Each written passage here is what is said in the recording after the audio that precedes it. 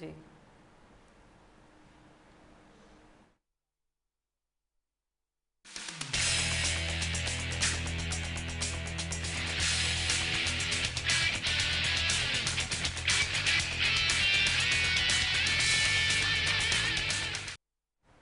अस्सलाम वालेकुम। हेल्थ 21 के साथ मैं हूं मुनीबा गुल बाजवा और हेल्थ 21 आप देख सकते हैं doctor Isa laboratories and diagnostic centre की जानिब से। आज जिस टॉपिक का हमने इंतखाब किया है वो है HPV vaccine for the prevention of cervical cancer, और ये बड़ा इंपॉर्टेंट टॉपिक है और आप सुन रहे होंगे मुख्तलिफ़ ख़बरों में HPV वैक्सीन के मुतालिक बात की जा रही है। क्या है डिटेल में बात करेंगे, इसलिए मुझे स्टूडियो में ज्वाइन किया है डॉक्टर अनीला नूर ने, डेप्टी DHO हैं, फोकल पर्सन है for family planning and LHW program की। आपको प्रोग्राम में खुशामदीद कहते हैं। अस्सलाम वालेकुम। वालेकुम अस्सलाम। डॉक्टर अनीला, मुझे ये बताइएगा सबसे पहले कि HPV है क्या और इसकी जो वैक्सीन है वो कितनी अहम है और कितनी ज़रूरी है? बेसिकली जो HPV है इट्स ह्यूमन पेपिलोमा वायरस, और HPV जो है ये बिलोंग करता है DNA पेपिलोमा वायरस फैमिली से, और बेसिकली ये पाकिस्तान का बहुत ज़्यादा कॉमन फेमिनिन कैंसर है, 3rd नंबर पे। और ये जो है तकरीबन इसकी 100 से ज़्यादा सीरोटाइप्स हैं, जिसमें जो इसकी टाइप नंबर 16 और 18 जो है वो ज़्यादा सबब बनती हैं सर्विकल कैंसर का। ठीक है। और वैक्सीन के बारे में नाज़रीन को बताइएगा कि आजकल HPV वैक्सीन के ऊपर बड़े ज़्यादा जो है मैसेजेस भी सर्कुलेट हो रहे हैं हुकूमत की जानिब से। थोड़ा कंफ्यूज हैं लोग, इसकी थोड़ी एक्सप्लेन कीजिएगा कि HPV वैक्सीन है क्या?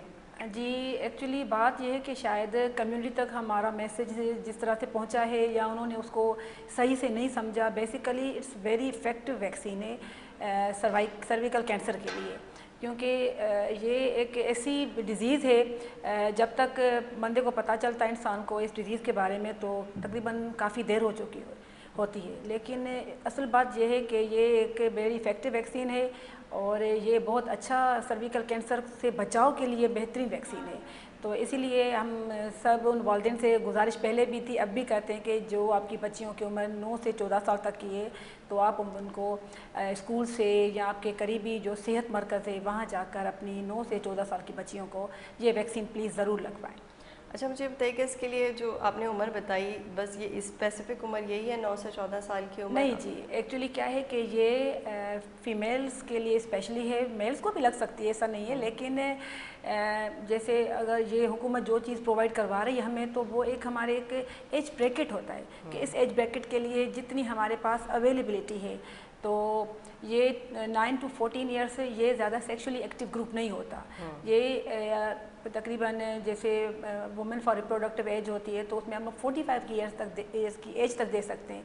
लेकिन अभी जो एज ब्रैकेट हमारे पास 9 to 14 आ रहा है, तो अवेलेबिलिटी ऑफ वैक्सीन हमारे पास इस एज ग्रुप के लिए, जैसे आपको पता होगा कि जब कोविड आया था तो उसकी वैक्सीन आई थी तो डिस्ट्रीब्यूट कैसे किया गया था कि पहले हेल्थ केयर प्रोवाइडर्स को लगाई जाए जो लोगों को वैक्सीन करेंगे, पहले उनको, फिर बड़ी एज वालों को, फिर फीमेल्स को, मेल्स को, तो एज वाइज तो ये भी इसी हिसाब से कि पहले इन बच्चियों के एज ग्रुप को, फिर अगर ज़्यादा अवेलेबिलिटी हमें वैक्सीन की हुई गवर्नमेंट की तरफ से तो इंशाल्लाह फर्दर हम और फीमेल्स को भी वैक्सीनेट करेंगे। अच्छा, मुझे ये भी बताइएगा लड़कियों के हवाले से जो 9 से 14 साल की एज का ब्रैकेट है, क्या स्कूल्स में भी ये कैंपेन चल रही है या सिर्फ अभी इस सतह पर है कि पेरेंट्स खुद जाके अपनी बच्चियों को लगवाएं? नहीं जी, ये कैंपेन जो है स्कूली सतह पर और हाउस टू हाउस तो नहीं होती, लेकिन घरों पर इसलिए हम लोग कहते हैं कि हमारा काफ़ी सारा चंक है, बहुत सारी बच्चियाँ जो स्कूल नहीं जाती वो घरों पर ही मौजूद होती हैं, तो हम स्कूल से वैक्सीन करने के बाद फिर घरों पर भी जाते हैं, लेकिन घर घर जाकर ये वैक्सीन नहीं लगाते।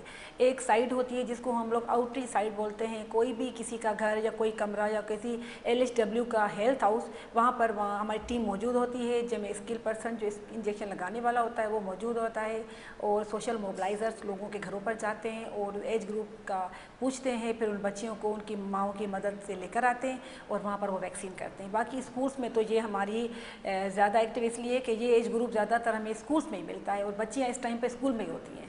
ठीक है। अच्छा डॉक्टर साहब ये भी बताइएगा कि ये जो वैक्सीन है ये सिर्फ ख़वातीन या लड़कियों के लिए भी है, या ये वैक्सीन अवेलेबिलिटी होगी इसकी इन नियर फ्यूचर मेल और लड़कों के लिए भी? जी हो सकता है कि इन फ्यूचर, जैसे मैंने अभी आपको बताया ना कि जब कोविड की वैक्सीन आई थी तो पहले कहा था कि हेल्थ केयर प्रोवाइडर्स को दी जाए, फिर बड़ी एज वालों को, तो हो सकता है इन फ्यूचर अगर अवेलेबिलिटी हो गई तो डेफिनेटली हम लोग मेल्स को भी लगाएंगे और बड़ी एज की फीमेल्स को भी। लेकिन बड़ी एज के लिए सबसे पहले स्क्रीनिंग ज़रूरी होती है। ठीक है जी। स्क्रीनिंग के बगैर हम नहीं लगा सकते कि इसकी इफेक्ट विथ सर्विकल कैंसर और नॉट। तो टेस्ट होता है पेप्सिमेयर, वो टेस्ट करवा के, और फिर अगर उसकी जो नेगेटिव आ जाती है तो फिर उसके बाद हम उनको वैक्सीनेट करते हैं। लेकिन अभी सिर्फ ये 9 to 14 ईयर्स की बच्चियों के लिए है। अच्छा, क्या ये वैक्सीन जो है वो पहले से शादीशुदा ख़वातीन के लिए है या नहीं है?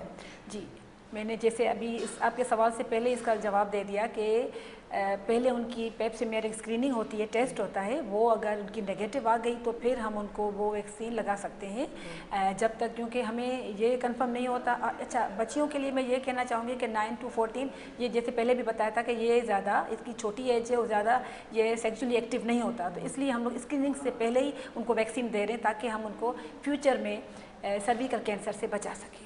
अच्छा, ये भी बताइएगा कि जो वैक्सीन है इसके कोई साइड इफ़ेक्ट्स हैं लगाने के बाद, कोई बुखार आता हो या कोई और सिम्टम्स होते हो? ये इतनी सेफ वैक्सीन है कि आज तक ग्लोबली इसका जस्ट 1% कोई ऐसा रिपोर्ट हुआ होगा कि इसके साइड इफ़ेक्ट्स हैं। साइड इफ़ेक्ट तो नहीं कह सकते, जैसे कोई भी इंजेक्शन अगर लगाते हैं, इवन आप सिंपल सी भी लगाएं तो वो थोड़ा सा पेन कॉज करती है, इसकी रेडनेस उस जगह पर या थोड़ा सा पेन, जस्ट 1%, वरना इसका कोई साइड इफ़ेक्ट नहीं है। नो फीवर, नो कोई पेन, इस तरह का नोजिया जैसे लोग कहते हैं ये भी होगा, ऐसा कुछ भी नहीं है, ये सारे र्यूमर्स हैं। अच्छा ठीक है, एक और र्यूमर की बात कर लेते हैं, और ये कहा भी जा रहा है, बड़ा सोशल मीडिया पे सर्कुलेट हो रहा है कि HPV वैक्सीन बच्चियों को लगाई जा रही है, जिसके लिए बड़ी नेगेटिव बातें की जा रही हैं कि आगे जाके जो है उनकी मैरिड लाइफ अच्छी नहीं होगी और जो उनकी फर्टिलिटी है वो मुतासर हो सकती है। इसमें कितनी सच्चाई है? देखिए जी, पोलियो कितने सालों से हमारे पास हम लोग कम्युनिटी में बच्चों को दे रहे हैं पोलियो के कतरे, यानी कि पैदाइश से लेकर 5 साल तक के बच्चे बच्चियों दोनों को। उसके लिए भी लोग हमें यही कहते थे कि ये बांझपन कॉज करता है, इनफर्टिलिटी जिसको हम लोग बोलते हैं वो कॉज करता है। लेकिन आप देखें कितने सालों से ये हम लोग पोलियो के कतरे दे रहे हैं, क्या इनफर्टिलिटी हुई है? पॉपुलेशन में डे बाय डे इजाफा हो रहा है। तो ये सारे र्यूमर से ऐसा कुछ भी नहीं है, और शायद अब कहना नहीं चाहिए, मैं फोरम पे बैठी हूँ कि लोग इस तरह की नेगेटिव की जो इस तरह की वीडियोस आती हैं तो उसको ज़्यादा फोकस करते हैं बनिस्बत के पॉजिटिव चीज़ों को। होना ऐसे चाहिए कि जो पॉजिटिव चीज़ें आपके पास आ रही हैं उसको ज़्यादा फोकस करें, ऐसा कुछ भी नहीं, ये सारे र्यूमर्स हैं।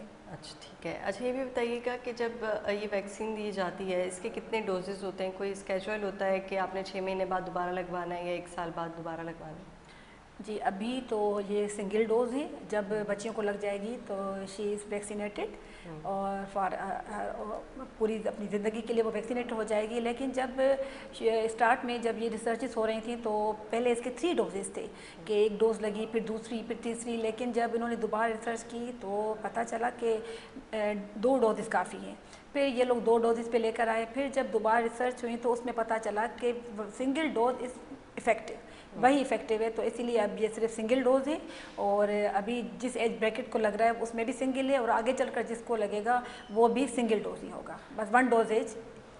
अच्छा, मुझे ये बताइएगा कि जो ड्यूरिंग प्रेगनेंसी और ब्रेस्ट फीडिंग मदर्स हैं, क्या उनके लिए वैक्सीन सेफ है?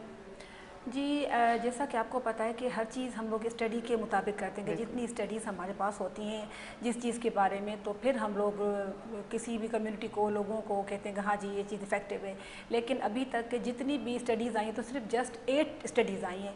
तो इतनी छोटी स्टडीज़ के ऊपर हम लोगों को नहीं कह सकते कि आप प्रेगनेंसी में या आप अपने लैक्टेशन पीरियड में जो बच्चों को दूध पिला रही हैं अपना, तो इसलिए अब उनको अभी एडवाइस नहीं कर सकते जब तक हमारे पास इसकी ज़्यादा स्टडीज़ नहीं आ जाती। ठीक है। अच्छा, ये भी बताइएगा कि जो HPV वैक्सीन से वैक्सीनेटेड हो जाते हैं तो वो तमाम HPV टाइप्स के जो कैंसर्स हैं उनसे बच सकते हैं? जी, जैसा कि मैंने आपको अभी टाइप्स बताई कि इसकी मोर देन 100 सीरो टाइप्स हैं। तो उसमें से जो 2 इसके हैं, एक 16 वेरिएंट और 18, यही दोनों वेरिएंट कॉज करते हैं सर्विकल कैंसर, और इसी सर्विकल कैंसर को प्रोटेक्ट करने के लिए HPV वैक्सीन है।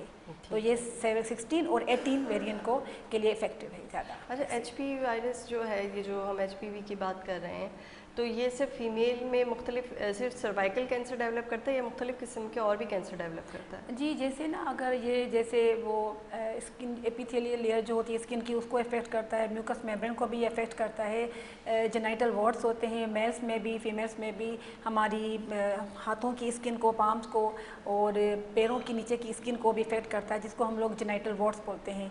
ये भी HPV की वजह से ही रिपोर्ट होते हैं। लेकिन जो हमने जो मेन चीज़ की है कि बच्चियों को, औरतों को सर्विकल कैंसर से बचाया जाए, तो इसलिए हम लोग अभी इसको 16 और 18 वेरिएंट को ज़्यादा लेकर ज़्यादा इस हैं कि फोकस कर रहे हैं कि हम लोग अपनी फीमेल्स को सर्विकल कैंसर से बचा सकें। ठीक है, बहुत शुक्रिया। डॉक्टर अनीना नूर हमारे साथ मौजूद थी और उन्होंने बड़ी डिटेल में बताया कि HPV वैक्सीन क्या है और कितनी एज ग्रुप की लड़कियों के लिए ये लाजमी है और किस तरीके से ये प्रिवेंट करती है मुख्तलिफ़ किस्म के कैंसर्स को, ख़ास तौर पर सर्वाइकल कैंसर को। इसी के साथ Health 21 से मुनीबा गुल को दीजिएगा इजाज़त। अल्लाह हाफ़िज़।